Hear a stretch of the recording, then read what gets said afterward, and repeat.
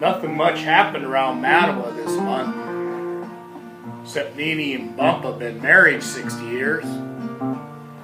Then there was the lake. We try not to let folks who don't live around here know where it is. What a cold, deep lake we have. They named it after something drunk. Hanging horn. Just can't imagine it any other way. Every spring it thaws just because of the love that surrounds it. Kind of like a ice cream cone in the middle of July. The wind likes to tickle it once in a while and even sometimes gets a little rough with it. But it enjoys the attention. There's a house that's looked over that lake for near on 15 years. And two old lovers, some say just a couple of old blue hairs. They've enjoyed their time together, but maybe not all of it. The kids they've raised can tell you stories, but they won't. Now it's more about the grandkids and the big-eyed wild dreams. Luke says that some of the advice makes sense. Like, you can't hold what you ain't got in your hand. Seems to apply to a lot of things, but when it's said, you always know what it's about. TVs have turned into swimming pools, slingshots into airplanes. Probably been 10,000 buns made in that oven, and they're probably open to see a few more buns in the oven if the grandkids would just cooperate. You ask Luke about Nene and Bumpa, and he'll flat out tell you that love can go a long way. Then he rephrases that and says, they've been married longer than you've been alive, Dad. Saul also knows that Nene and Bumpa will never let you go empty-handed. Hell, sometimes it's even a $50 bill, but mostly 20s and 10s, because they don't want to spoil you too much.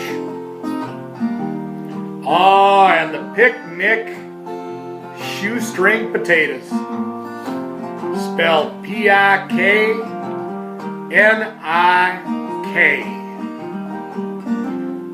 The care that goes so much further sometimes and ends up in the form of French onions. A mistake that's uncautiously made. And Nene and Bumpa's banana bread seems so innocent, but we all know how guilty it is. Doesn't seem like 35 years ago they went to Hawaii and bought me a t-shirt. But the years don't really matter. What matters sometimes is the love that misses. Like a 10-speed back for winning a state tournament. Or a typewriter for a graduation present instead of a stereo. Aw, shucks. How about the love of giving? Like an old, decrepit farmhouse that was built out of love. No matter where it is, they always seem to show up, Saul says. Basketball in McGregor, baseball at East Central, always seems kind of crazy to him. Then there's the Swedish pancakes and Honey Crisp apples. How does she cut the slices in the shape of love every single time? They shout out, "Eat us!" and we oblige. Not so sure why they have to come out of the house and watch us drive down the driveway.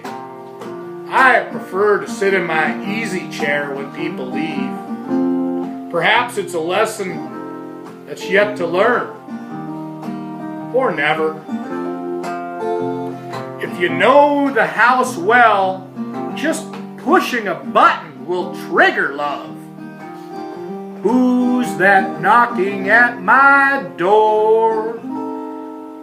Why, it's always us, Nene Bumpa. Always. We still call it Lou's, and on Sundays, chicken strips and pickles are always an anticipated treat. Our lives with Nene and Bumpa have been 60 years of an anticipated treat. Every second of every day. The internet breaks it down as 60 years to 525,600 hours. And that's when it quits breaking it down anymore. There comes a time when we quit breaking it down because it just doesn't matter. Every day is a blessing. Every second on this patch of earth is a miracle. We are humble like the chicken when the fox comes round. We are glorious like the coyote who howls in the swamp. We are tempered like the walleye that will never bite. We are afraid like a batter diving out of the way of a knuckleball. We are blessed like an elementary kid's lunch. We are becoming lost like a compass in the iron mines of Keewatin. Through it all, we honor life and we honor love. Today, we honor 60 years of love and maybe even a few years longer than that. When it comes down to it, all we have is you, and all you have is us. I'm hoping, and we're hoping, how that's supposed to be. And it is. Happy anniversary. Happy anniversary, Mom and Dad.